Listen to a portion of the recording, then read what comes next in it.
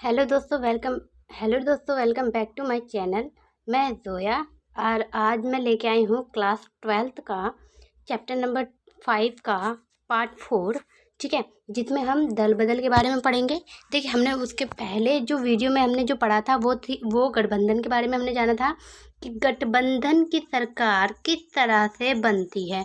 ठीक है तो देखिए, तो हम जान चुके थे कि जो गठबंधन की सरकार वो कैसे बनती है। वो होता है ये है कि जो जितने भी पार्टियां होती हैं, ठीक है, वो क्या करती हैं, एक दूसरे के साथ मिल जाती हैं और फिर उसके बाद वो एक दूसरे का वोट मिला के, जैसे जितने वोट की ज़रूरत होती है उतना पूरा करने के बाद क्या करती है, एक सरकार बना देती है। लेकिन ऐसा होता है कि अगर कोई भी कानून बनता है तो उसमें क्या होगा, उसमें सभी पार्टियों की यानी सभी दलों की क्या की जाएगी, उनकी राय मानी जाएगी। ठीक है, इतना समझ में आ गया।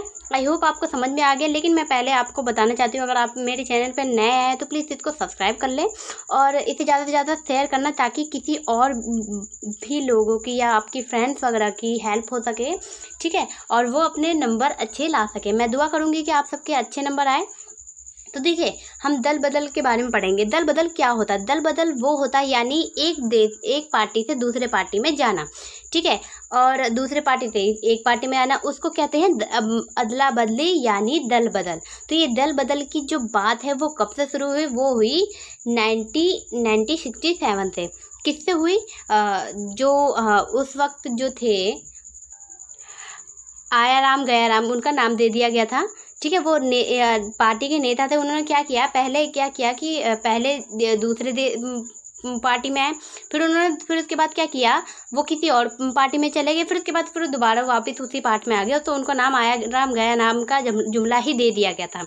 देखिए, कहाँ से बताती हूँ मैं आपको कि ये कहाँ से शुरू हुआ। ये हुआ 1977 में। ठीक है, आम चुनाव के बाद कांग्रेस छोड़ने वाले विधायक की 3 राज्यों हरियाणा, मध्य प्रदेश, उत्तर प्रदेश में गैर कांग्रेस सरकार को बहाल करने के अहम भूमिका निभाई।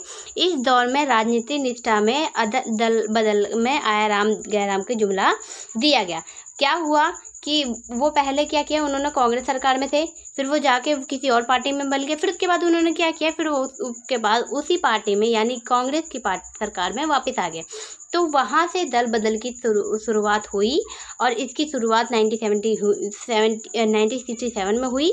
आपको याद रखना है, 1 नंबर के क्वेश्चन में पूछा जाता है। और दल बदल क्या होता है ये तो हमेशा आता है। आप इसे इतना इम्पॉर्टेंट है ये, इस पे इम्पॉर्टेंट आप अपनी बुक निकालिए। आपसे मैं हमेशा ये बात कहती हूँ कि अपनी कॉपियाँ निकाल के रखा कीजिए। मैं कोई चीज़ इम्पॉर्टेंट बताऊँ तो उसको लिख लिया करिए। तो ये इम्पॉर्टेंट है, बहुत इम्पॉर्टेंट है, क्योंकि ये आना ही है, कंपल्सरी है, क्योंकि हर साल आता है। जब मैं भी कोचिंग करती थी और स्कूल जाती थी, तब भी मेरे वक्त पे भी आया था। उससे पहले कि जो मैंने क्वेश्चन पेपर्स थे वो मैंने जब लिए उसमें भी था, और उसके बाद भी मैंने जितने बच्चों को आज तक पढ़ाया है उन सब में दल बदल की आया है। यानी 2 नंबर का, 1 नंबर का, 3 नंबर का आ सकता है, लेकिन ज़्यादातर ये 2 नंबर में ही आता है। याद रखिएगा इस बात को। ठीक है, लेकिन कब ऐसा भी हो सकता है कि आपको 1 नंबर में पूछा जाए कि दल बदल कब से शुरू हुआ, इसकी शुरुआत कब हुई, तो आपको 1967 लिखना है। ठीक है, आई होप आपको समझ में आ गया होगा मैंने आपको जितना समझाया है। चलिए आगे चलते हैं।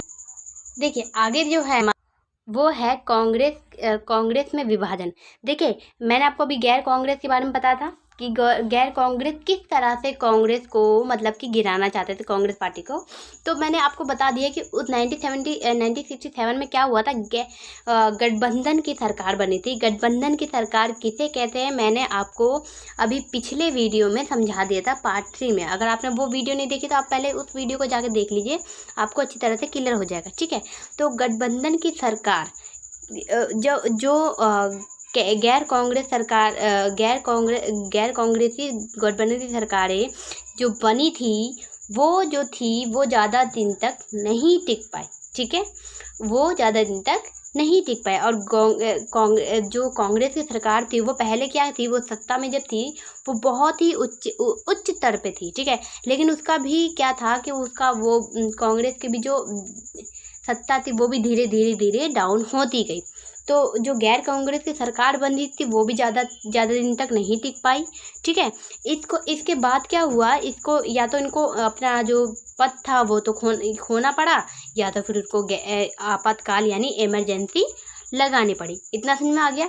आई होप आपको समझ में आया होगा। नेक्स्ट देखते। इसके बाद आया है कि इंदिरा बनाम सिंडिकेट। अब देखिए ये हुआ कि जो इंदिरा गांधी को अपने जीत के लिए जो भी समस्या का सामना करना पड़ा वो सिर्फ वही काफ़ी नहीं था, उसके बाद ये था कि उनको सिंडिकेट से निपटना पड़ा। यानी सिंडिकेट उनके ही पार्टियों से अपना निपटना पड़ा। सिंडिकेट उनके पार्टी के कुछ समूह के लोग थे जिनका नाम सिंडिकेट डाला गया था, ठीक है। तो उनसे निपटने यानी उनसे सामना किसको करना पड़ा? इंदिरा गांधी को करना पड़ा, ठीक है। क्योंकि इंदिरा गांधी जो थी वो महिला थी, तो पहली महिला थी। और उसके बाद ये था कि वहाँ पहले के बाद और अब की बात अलग हो गई है। वो लोग मतलब कि नहीं चाहते थे कि इंदिरा गांधी जी हमारे देश की प्रधानमंत्री बने। तो बहुत सारी समस्या आई उनके पास, यानी बाहर ही नहीं उनके पार्टी में भी आई, तो जिससे उनको सामना करना पड़ा। तो देखिए इसमें कुछ ज़्यादा खास नहीं है, इसलिए मैं आपको ज़्यादा समझाऊंगी नहीं, चल ठीक है। इसके बाद देखिए, इसके बाद जो था 1969 में राष्ट्रपति पद का चुनाव होने वाला था। तो राष्ट्रपति पद के चुनाव के दौरान इंदिरा गांधी की जो मतलब की बात थी वो तो उन्होंने 1969 में राष्ट्रपति के पद की चुनाव के समय खुलकर सामने आई, ठीक है। हुआ ये क्या बात है, सिंडिकेट और इंदिरा गांधी के बीच में जो उठापटक चल रही थी अंदर ही कांग्रेस के अंदर जितना भी क्या कहते हैं कि उठापटक चल रही थी एक दूसरे में, वो खुलकर सामने कब आई? 1969 में, जब उपराष्ट्रपति का चुनाव होने वाला था। तो राष्ट्रपति का चुनाव होने वाला था। तो राष्ट्रपति के चुनाव में जाकिर हुसैन की मृत्यु हो चुकी थी। उनके मृत्यु के वजह से क्या होने वाला था? राष्ट्रपति का चुनाव होने वाला था, ठीक है। तो राष्ट्रपति के चुनाव के लिए जो एन संजीव रेड्डी थे वो कांग्रेस की तरफ से राष्ट्रपति पद के लिए खड़े हुए। लेकिन जो संजीव रेड्डी थे उनका इंदिरा गांधी के साथ बहुत पहले से मनमुटाव हो रहा था। तो इंदिरा गांधी नहीं चाहती थी कि संजीव रेड्डी उपराष्ट्रपति बने। तो उन्होंने क्या किया, उन्होंने बीवी गिरी जो थे उपराष्ट्रपति थे, उन्होंने बढ़ावा दिया कि वह राष्ट्रपति के पद के लिए नामांकन भरे, ठीक है। तो उस वक्त कौन जीता था? बीवी गिरी ही जीते थे उस वक्त, तो संजीव रेड्डी नहीं जीते थे। तो ये बता रहा, ये कह रहा था कि जैसे कि उस वक्त जो इंदिरा गांधी को लेकर इंदिरा गांधी जी और उनके जो कांग्रेस के बीच में जो भी मनमुटाव हो रहे थे, यानी आपस में कोई संबंध नहीं बन रहा था, वो संबंध कब खुल के सामने आए? जब राष्ट्रपति का चुनाव आया। राष्ट्रपति के चुनाव में कौन खड़ा हुआ था? संजीव रेड्डी खड़े हुए थे। लेकिन इंदिरा गांधी नहीं चाहती थी, क्योंकि उनसे बहुत पहले से उनका अनबन चल रहा था।